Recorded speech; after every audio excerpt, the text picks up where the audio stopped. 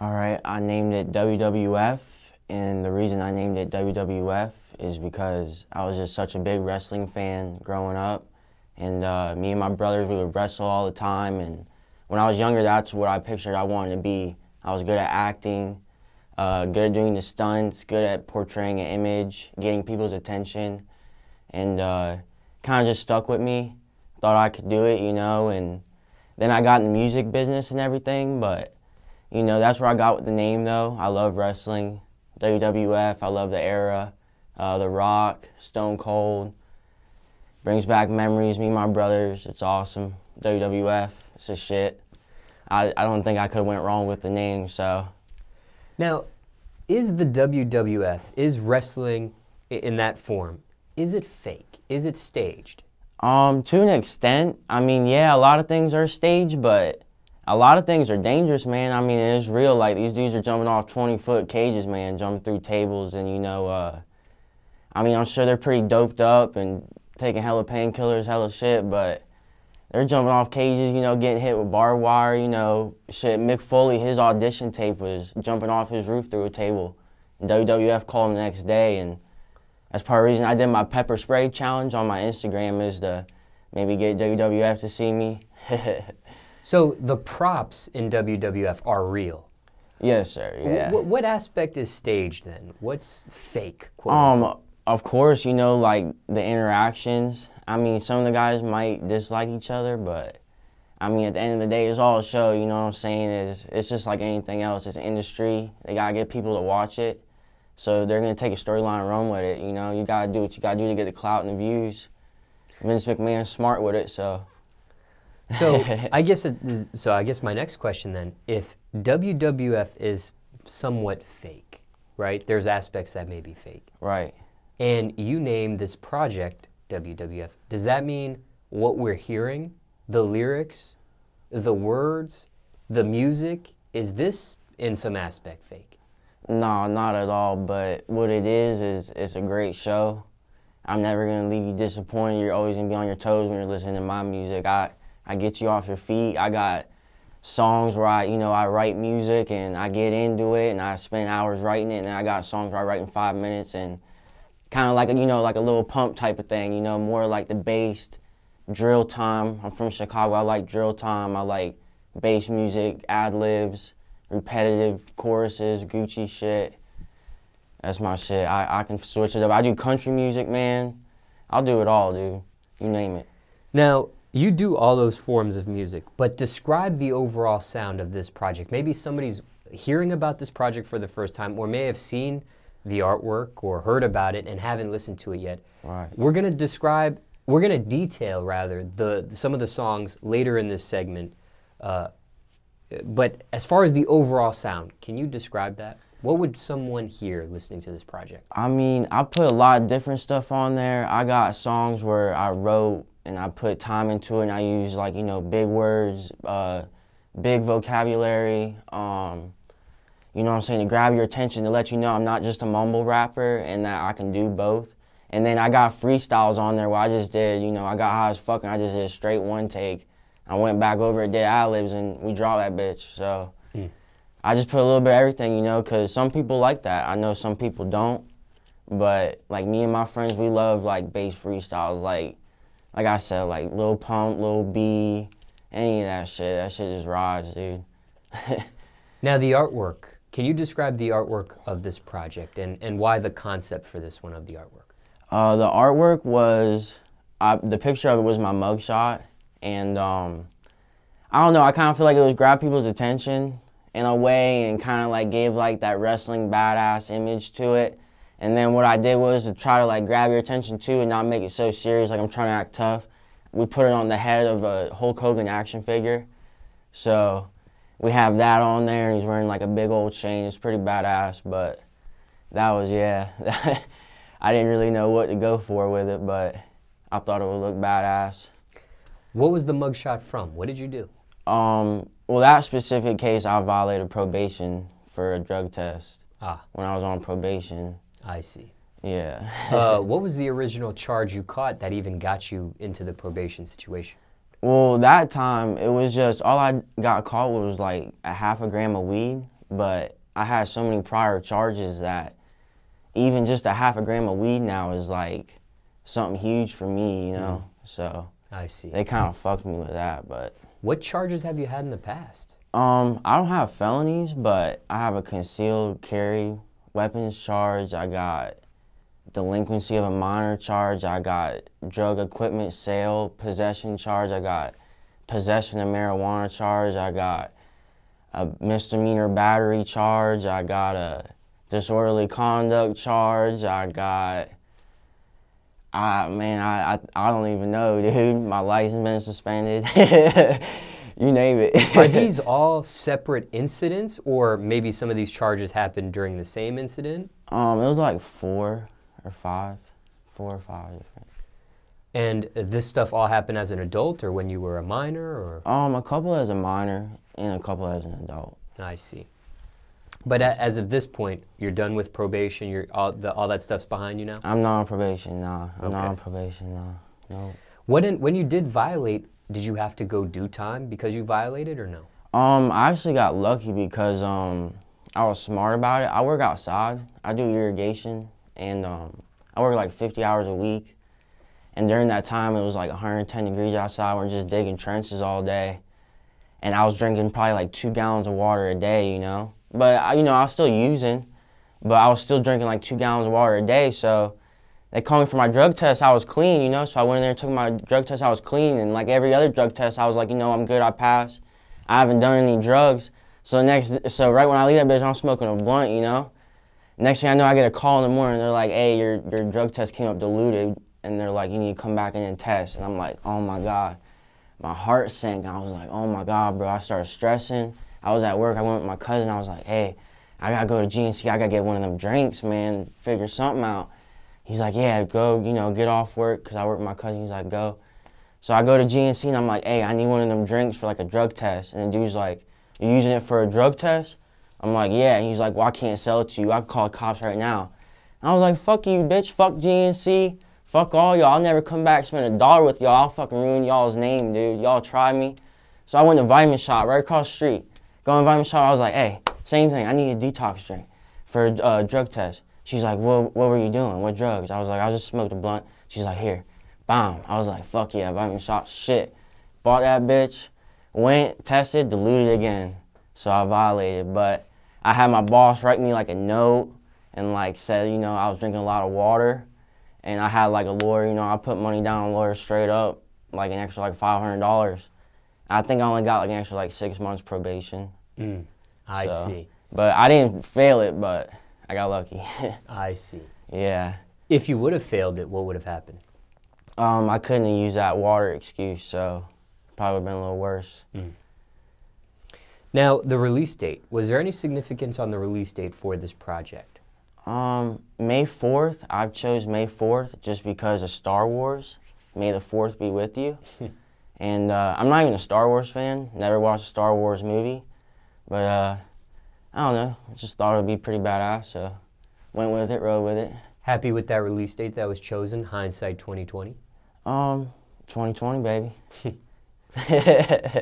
Now, the amount of songs on this project, why that amount for this one? I don't like too many songs on it. I don't like to keep it long because I'm just an underground rapper. I'm a white rapper. I feel like, you're only going to give me a little bit of time for you to click on my link in my bio. You know what I'm saying? You're only probably going to give me 3 to 5 minutes. So I just want to make good in that 3 to 5 minutes. Whether my song's only a minute and a half, you know what I'm saying? I want to keep you entertained. I don't need a 6-minute song on there, all depressing and shit.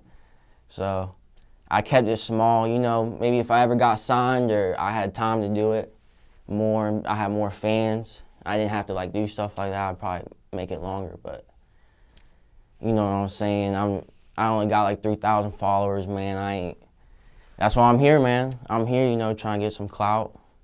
I heard this place to come, so I'm here. I heard you the man, so. How many songs did you have to choose from before you got to this final track list? I mean, we have like hundreds of freestyle songs we make. We have a lot of like ones that like we put in a category like where we think they're good, and we have like probably like hundreds, and a power we're just like they're too basic, you know what I'm saying? Like we're like making noises and shit, like it's just like crazy. So we got like a list of songs in there, and I had them, and then a couple of songs I wrote too, and I made it for a couple shows I did. I did a show with Questwave Radio, with DJ Showtime down in West Palm and shit in Port St. Lucie.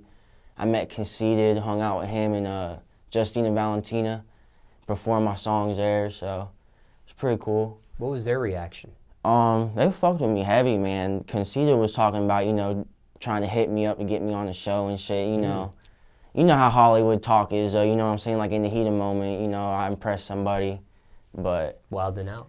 Yeah, wilding out, man. I get wild, you know. I had an interview to be on True Life. I sent in an interview to be on reality TV with MTV, because I do acting too and shit. And they called me back. I did an interview and everything, but they never called me back after it. What would that episode would have been about? It was like True Life, and it was about like masculinity, and like it was supposed to be like something serious, you know what I'm saying? And like I kind of think they got the vibe that like I was just trying to be on reality TV like to get clout, and like I need to be on something like Jersey Shore. Like I want to be getting drunk and like fighting people, and then it goes to commercial break, and I come back and like we're cool again, like, and we're all drunk. Like I want that type of show to be on. Like I think that'd be better for me. The whole being serious, that ain't really for me, you know. So now, who put this track list together? What was the process behind that part? The process behind it was just really, like I said, just I came up with some beats that I really thought would be good on it, you know, some good like couple drill time beats, a couple like Florida beats. I like southern beats. And I wrote Flow Chicago to that. And it's just a song about being from Chicago and Florida, and like being from the swamp, and then like being from Chicago and my teams and shit. So I wanted, you know, something to kind of like describe me, where I've been, like Chicago-wise and Florida-wise. Because Florida's my home now, you know. I love Chicago and up there, but I've been in Florida most of my life now. It's my home, so I rep for it. Now, hindsight 2020, after the project came out, was there any remorse in the songs chosen or the order of the track list? So, for example, do you say to yourself, you know what, I should have taken off a song. I should have maybe added a song. I should have maybe put a song higher in the track list, bumped a song down. Was there any remorse after it was released? Of that nature? To be honest, the only thing that I kind of regretted was, man, I had this one bass-ass track on it called Jesse Owens. I don't know, sometimes I listen to it, I'm just like, damn, that shit's like so shot out, you know, that shit's like on another level shot out, dude. But then some of my friends are like, bro, that shit rides, bro. That shit is just like, you know what I'm saying? It's just like a bass freestyle. Like I said, it was a one take. And I just, like I said, I'm just like, fuck it, bro, you know what I'm saying? I'll put that bitch on there. So I put that right there in my Jesse Owens. I fuck with Jesse Owens. He won the gold medal and shit. From, you know, he won it, you know, hung out around Atlanta and shit. I fuck with Atlanta, so I want to do something for Atlanta too. Now, from start to finish, how much time did this project take to put together? To be honest with you, it doesn't really take me that long to write my songs, man. If I get determined, I'll write a song in like 5, 10 minutes, 15 minutes, you know? And I don't like to go back and like, other than like get like my rhythm down and like the flow down and memorize it, I don't like to go back and like really, you know, add too much or take too much from it. I feel like the original is usually the best. Just like if you're writing a story, they say stick with what you got originally. So that's what I like to do when I write music. But are you able to calculate how much time it took from the time you start making these songs for the project to actually finishing it and releasing it on May 4th? You able to calculate how much time you think that took? I'd say probably about like 2 weeks. 2 weeks, about. Financially, how much does a project like this cost to create? For me, honestly, not too much. I'm lucky my friend's got a studio at his house, you know, and he's got good equipment, and he spent good money. He's a barber, he makes good money. And he has real good equipment. And, you know, he's just my boy. We've been helping each other out since we're little. His name's Monster. He's a rapper, too. And, you know, he hooks me up. I hook him up with shit. We hook each other up. We're like brothers. So I pretty much get to do that for free. The videos, I paid my boy Will, and he does them for me, and I pay him like 150 bucks, something like that, and he makes the videos for me. You know, like I said, I'm just a local underground rapper right now trying to, you know, get discovered, man, because I feel like I should be, man. I'm so hungry, man. I'm hungrier than almost anyone out there. I'm like a lion in the jungle, and I just want to eat. I want to eat so much. I'm so hungry. I don't know if everybody else is as hungry as me, so. Big appetite. I got a real big appetite. I'm 160 pounds straight burl, so what's good? Now, is it safe to say you went under your budget for this project? Over your budget? I'm thinking under, but. I'm saying under, man, because to be honest, like, the most I probably spent, like, towards this, man, was, like, with you, man. You know, like, I've been rapping since I was, like, 11 years old, you know, just freestyling bullshitting, but I didn't really get serious about it till, like, 6 months ago when I was just, like, I've been working at my job for 5 years, you know what I'm saying? It's just, like, a never-ending cycle. I'm digging holes all day. I'm out in the hot sun. I'm like, man, I could do this shit, man. You know what I'm saying? Like, I know I could do it. I got the talent. You know what I'm saying? I'm not shy. I feel like I said, man, I'm hungry, man. I'm hungrier than anybody else. You know, I just been through so much, man. I feel like I'm unique my way. I feel like I'm unique, you know, and I just feel like I deserve it, and I'm ready to prove it to anybody. Whatever the amount you did spend on this project was it worth it? It was definitely worth it, man. I'm here right now, so it must have done something good for me, you know what I'm saying? I've had, you know, that song, you know, I dropped the video for this week, man. I had Showtime shout me out on a story, man. That meant a lot, man. I look up to Showtime. He's Kodak's DJ, you know what I'm saying? He knows what he's doing. He's the man, and I met him a couple times, and he's always fucked with me, so I thought it was pretty badass, you know. He shouted me out, and then Whoa Vicky was looking at my story and shit, you know. People like me, man, you know, that's big moves for now. I ain't really had nothing happen yet, you know, so it's making moves, and now I'm here today, so I'm just trying to keep building up, you know. Has she reached out to you, or you reached out to her? Or? I have reached out to her. I actually made a Whoa Vicky challenge in my hometown, and I kind of just remade her video of her Ancestry DNA video. Okay. And I tagged her in it, you know what I'm saying? I trolled her a little bit, you know, sending it to her in her DMs and shit, commenting on some of her shit, you know, trying to, you know, get her attention. And she ain't reached out to me or nothing, but, you know what I'm saying? I want to work, you know, I want to, shit, she should get me on a feature, put me on shit. You would like that? Oh, hell yeah, I like that. Yeah. What would a song with you and Whoa Vicky sound like? Man, I feel like that shit would rise so hard, man, because I know she don't fuck with, you know, Bad Baby and shit, you know what I'm saying? And that song I just dropped, I said, all these cash me outsides, bitch, stay in your lane. Get a taste of this candy cane, and I bet your life will change. All I do is chase fame. Candy paint is a fucking name. That was pretty much, you know, directed towards her because there's, like I said, there's so many fakes in Florida, man. You know what I'm saying? Like, everybody from where I'm from, like, all the girls, man, they ain't doing that shit. You know what I'm saying? Like, honestly, personally, I'm from Florida. I know how the girls from Florida are. Like, most of them are just basers, man. You know what I'm saying? Like, so I don't know. And I just fuck with Whoa Vicky, man. I like her style. I kind of like how she, like, you know, made the Ancestry video and came out about it. You know what I'm saying? Like, how she works, you know what I'm saying? I'm kind of like, we kind of got, like, the same similarities with it. So I think we made a good track.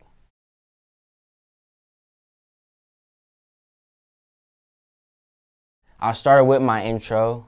It's the intro, and the beginning of it is the WWE, like when, like, the show comes on. Like where it does like that old school like music in the background, and it shows like Andre the Giant slamming Hulk Hogan and shit.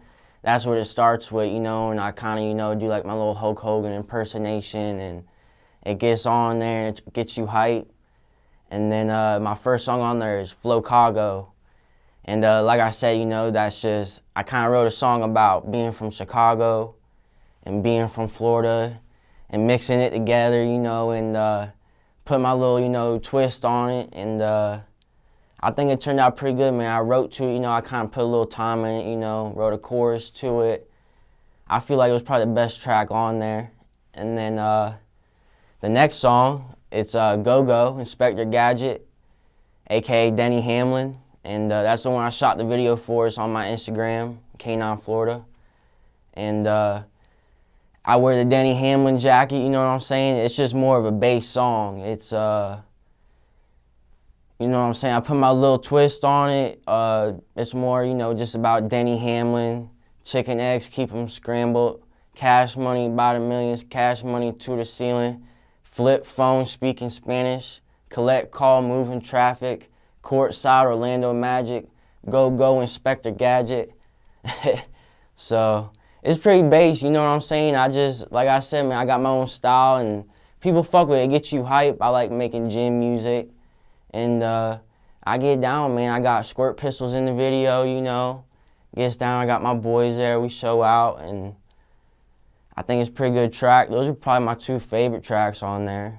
I got 380 Mag on there. I got another video for that, and that's featuring my boy Monster, and that's got, like I said, the bigger vocabulary words to show that I'm not more of a mumble rapper and whatnot, and that's on YouTube also, under Candy Paint Records, and I got a good chorus of that. That 380 Magnum look like fashion.